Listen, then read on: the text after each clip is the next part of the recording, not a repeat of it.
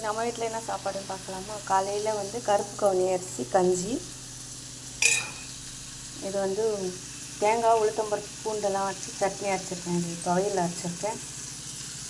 மதியத்துக்கு சாதம், சாம்பார், ரசம், கேரட் பொரியல்.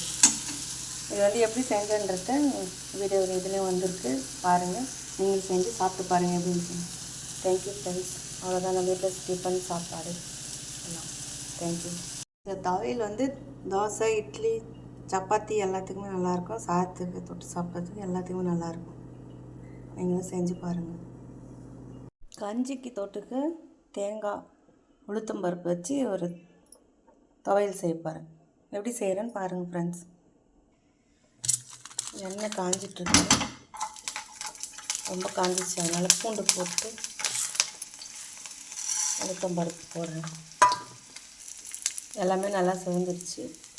ஃபைனலாக தேங்காய் போட்டு ஆஃப் பண்ணிடணும். கொஞ்சம் புளி வச்சு உப்பு வச்சு அரைக்கணும், அவ்வளோதான். கொஞ்சமாக கருவேப்பிலை கொத்தமல்லி போட்டு அரைச்சிடலாம். அரைச்சாச்சு. இதுக்கு ஒரு தாளிப்பு போட்டுடலாம். எண்ணெய் ஊற்றி கடுகு போட்டுருக்கேன். கடுகு, கொஞ்சமாக உளுத்தம்பருப்பு, சீரகம். அவ்வளோதான், தாளித்து கொட்டியாச்சு.